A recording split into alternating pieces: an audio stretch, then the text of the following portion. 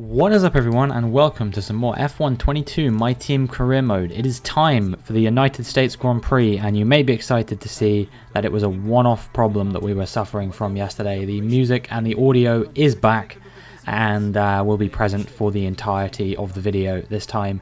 But yes, we are here, we are in the USA Grand Prix, and we are leading the championship in the Drivers' Championship by over 50 points, and the Constructors' Championship by over 100 points. So yeah, I am very excited for this one. I haven't won at the USA ever. I've had a pole position or two, I can't remember. A number of strong results. Even in season 1 I had an 11th place here when we were in the worst car on the grid. Very exciting. I've always gone reasonably well around here, but never been able to get that win for one reason or another. It's always sector 1 that kind of screws me over. I'm just not as fast as the AI through there, and it kind of spoils my whole weekend. I think sector 1 is a really hard sector to drive on a controller, which is what I use to play this game, for those who don't know. And yeah, therefore it's just a bit too much to sort of quickly weave in and out of the S's, which is funny because I'm actually surprisingly strong around Maggots and Beckett's and Silverstone, which is a very similar stretch of track, but for whatever reason it comes to me at Silverstone but not in the US. We have an email here saying that we will be subject to some regulation changes at the end of the season, which will come into effect next season, and that is pretty exciting. It means that there will be a bit of a shake-up to the order. I've got to admit, I think with the number of resource points that we've got saved up, I can't see a world in which this regulation change screws us over. We'll probably be returning to Mercedes as our engine supplier for the remainder of our time in Formula 1, which will only be another season after this one. Actually, season 7, I have said before, will be the last season I am driving, so end of this season and then one more season after we do the recap video. That will be the remainder of what we're doing here, because F1 23 is on the horizon, and I want to make sure that we can get underway making videos on that game. In practice we were okay, but generally the pace was a bit unremarkable. I don't think at the moment I'm really in with a shout of getting pole or a win. I might be in the sort of podium hunt perhaps, but yeah, I think that there's a few too many cars on the grid who's showing better pace than me at the moment. But things can change so quickly in quali. One thing that is going to change is the difficulty, because we just finished a rivalry against Max Verstappen. We won that one. So yeah, I think that we will be bumping the difficulty up by 1. Maybe if we continue winning rivalries for the remainder of this series, maybe we'll be able to finish where we started on 90. That would be pretty impressive, to win and lose 12 rivalries over the course of the season. We're currently on 9 wins, 12 losses, and a tie. So how many is that overall? 22 rivalries. That's pretty crazy. But yeah, we bumped the difficulty up by 1. It's going to make our difficulty. It's going to make our job even more difficult, I should say. Going to make getting pole position here even harder than perhaps it would be. And if I miss out by only a 10th or so, then it's very plausible that I would have got pole position had we been on the same difficulty as we were on beforehand. We get a little bit blocked by Sainz here, but it's okay because we'd already finished our lap on the fresh set of soft compound tyres, and we just went out on the same set again. I didn't really feel the need to try and improve my time. There were, we weren't down in like 14th or 15th, we weren't on the cusp, we were in 9th, so I figured it would probably be okay, and it was. We made it through in 9th as well, only one set of tyres used in that session, so I was pretty happy with that. We were 1.3 seconds off of Alex Albon, who set an absolutely blinding 1:31.1. I think that might have been quali glitch, because how do you do a 1:31.1 at USA? 1:31.8, like high 1:31s I can see, maybe even mid 1:31s, but a low 1:31 would just be ridiculous. I don't know.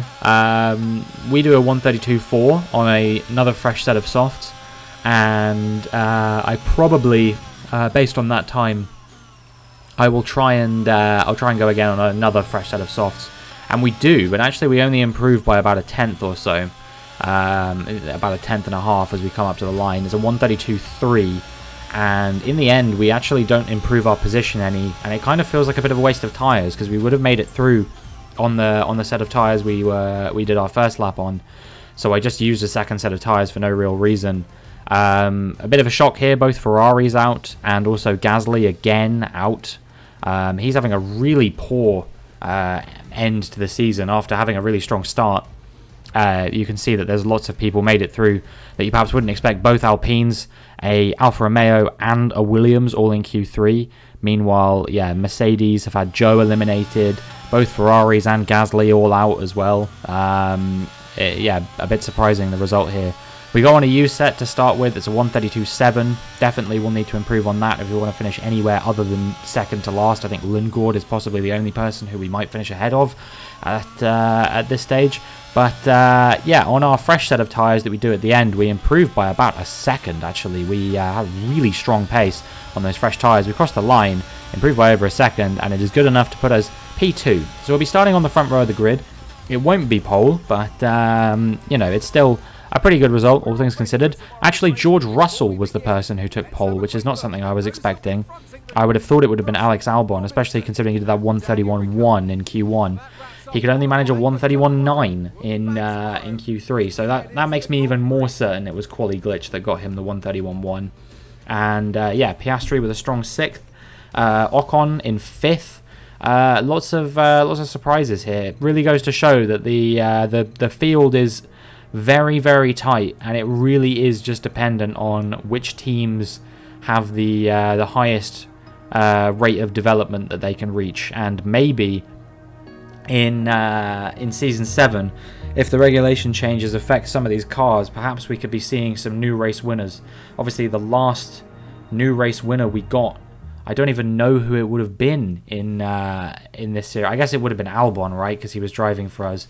And we had Piastri and Pourchaire getting some race wins as well. But apart from that, I think we've basically only had sort of people you would expect. So I don't know. But anyway, let's see if there'll be a new race winner today as we get into the race. Cities in the United States, the fabulous Austin in the great state of Texas. The circuit itself, 14 miles southeast of the city centre, has been home to the US Grand Prix since 2012, the latest in a long list of iconic tracks to have that honour. We have 10 turns to the left and 10 turns to the right here at the fantastic Circuit of the Americas. Overtaking opportunities into turn 1 and turn 12 at this anti-clockwise track. It's 3.6 miles long, and we should see average lap speeds of around 126 miles per hour. It's time to see how our drivers are stacking up after yesterday's exciting qualifying session. George Russell will begin today's event in pole position, and Robinson completes the front row. As we continue through the rest of the grid today, we have Ricciardo, Albon, Esteban Ocon, and Oscar Piastri, Norris, Verstappen, Fernando Alonso, and Christian Lundgaard, Sainz, Leclerc, Mick Schumacher, and Stroll, Tsunoda, Teo Pourchaire, Enzo Fittipaldi, and Pierre Gasly, Latifi, Schwartzman, Magnussen, and Guan Yu Zhou. It's almost time for the lights to go out, so let's head down to the track where preparations are underway. Now, Natalie Pinkham, I wonder, might we be in for some early pit stops today from the midfield teams, trying to put pressure on or disrupt things for the leaders up front? If you're in the middle of the pack, you know, you've got your own race to run. I don't think they're going to be thinking about causing trouble up front. However, closer to the head of the pack, don't be surprised to see some split strategies. If you're running second and third, for example, bringing one car in for an undercut whilst leaving the other out longer can put a lot of pressure on the leader and maybe force them into making an error.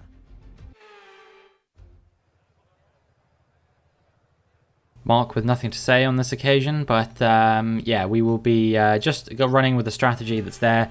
Tyre wear maybe a little bit lower than we would expect, but nothing that can affect the strategy in any way.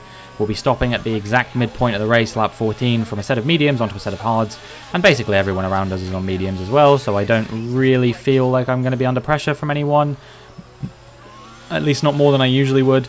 Sorry for that short break. I just had a hiccup.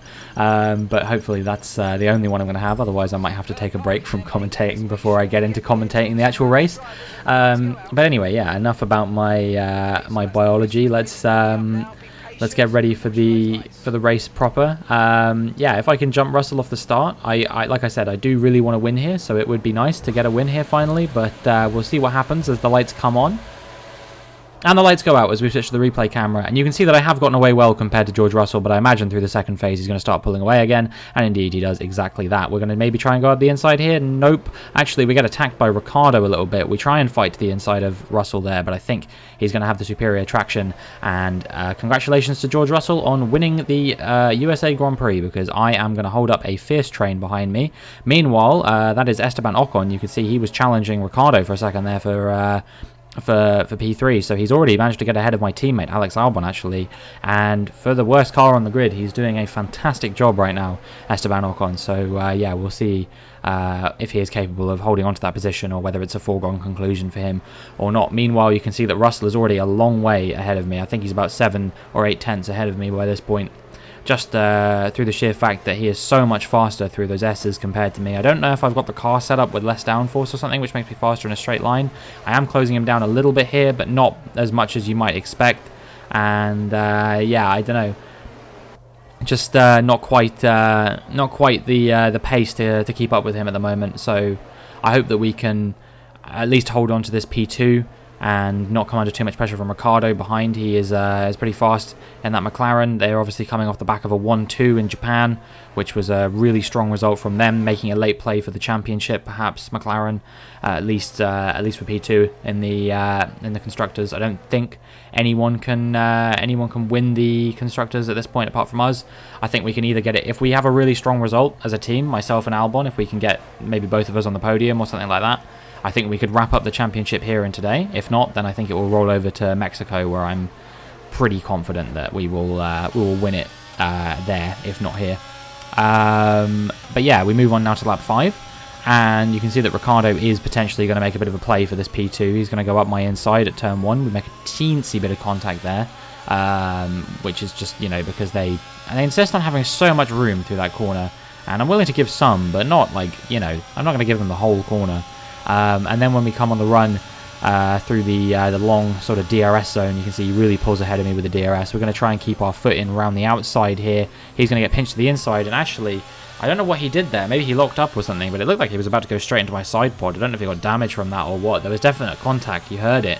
But yeah, he just went straight on at the apex. He didn't turn at the corner, which I don't really understand what he was doing there, why he did that. But nonetheless, you can see now that's allowed me to really pull away from him. He's over a second behind me already, so yeah, I don't really know what that play was, but yeah, we're cruising now in P2, over a second ahead. I think until Albon gets past Ricciardo, we're not going to have too much to worry about here, and we can just keep running our own race. Russell over 5 seconds, or nearly 5 seconds up the road.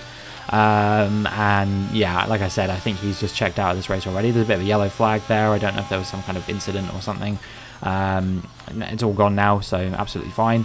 And yeah, we can see now on lap 9, Albon has got ahead of Ricciardo, and it looks like he's about to size up a move on me as well up the inside at turn 1. We're going to try and hold him off around the outside again, see if we can squeeze him out.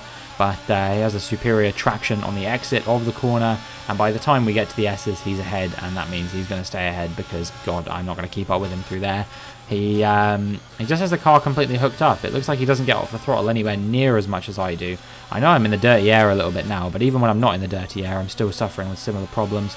And yeah, we even exceed track limits a little bit there, and that is enough for him to really pull away. Lap 14, you can see he's over 5 seconds up the road now, and Norris is fighting me for P3. I think he's going to have the DRS here, but we are going to try and keep our foot in with the battery.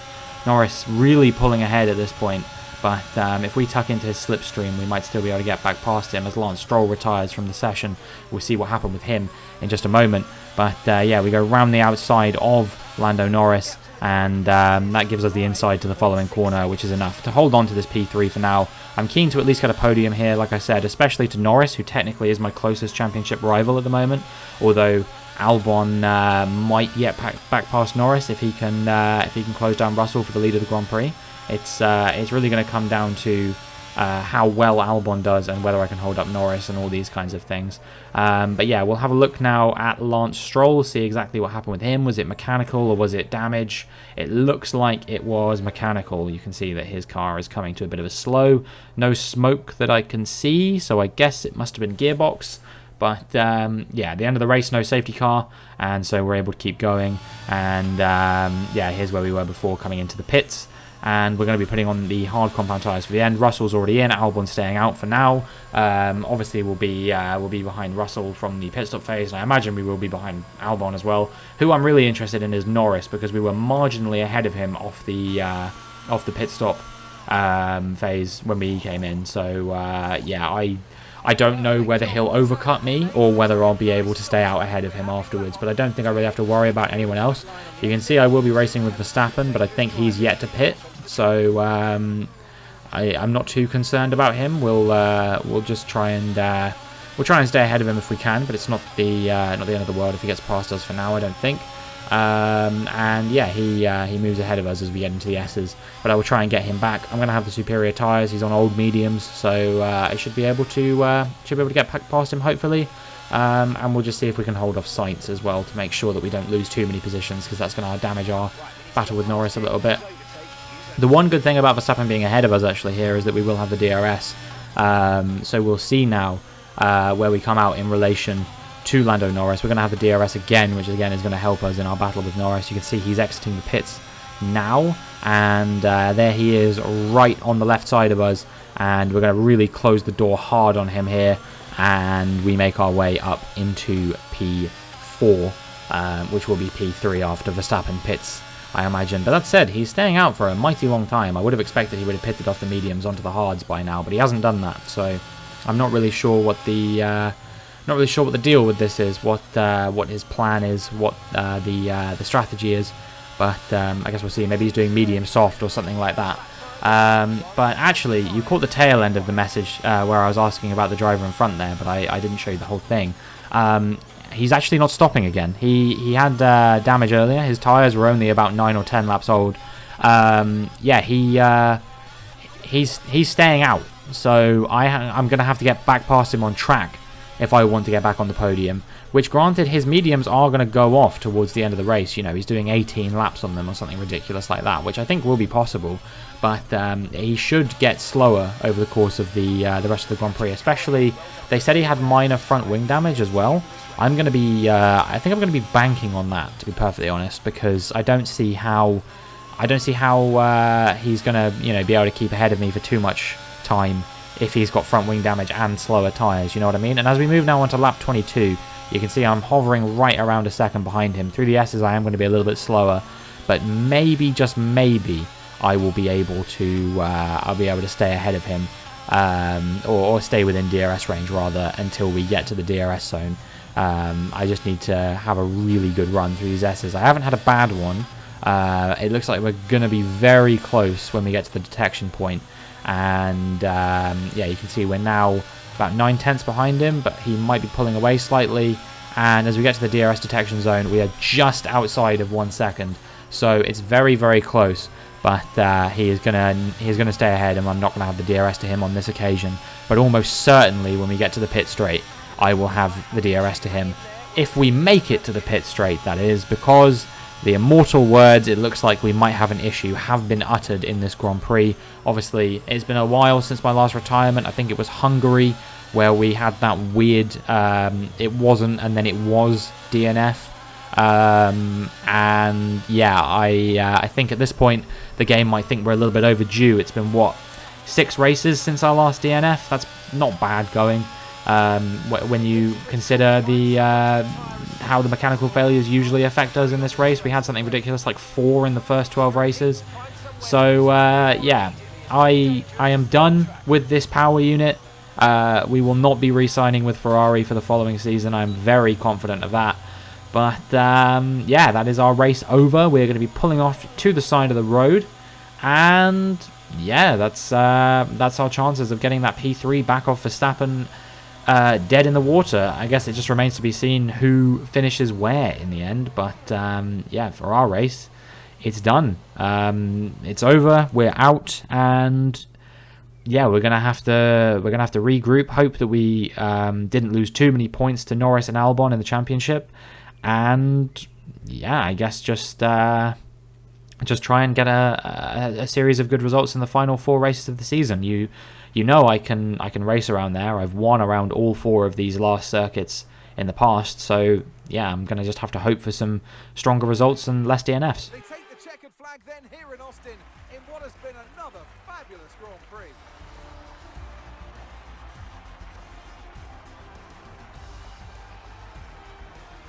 Natalie Pinkham, how do you think they were able to set themselves apart today? I think that smart tyre management on track and very smooth driving definitely assisted in their victory today.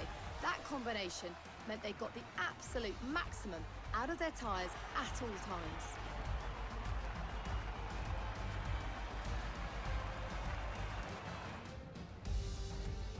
Welcome then to the podium, our top 3 drivers. What a great effort from them today in a very difficult race. So it was actually Albon that did pit Russell for the win in the end, so my bold claim that Russell was winning that Grand Prix was unfounded. He ended up coming home in P2, and yeah, Norris managed to get the final place on the podium, got back ahead of Sainz, and then got ahead of Verstappen as well to take P3. So yeah, my closest rivals gain some serious ground on me in this race, and yeah, it's going to be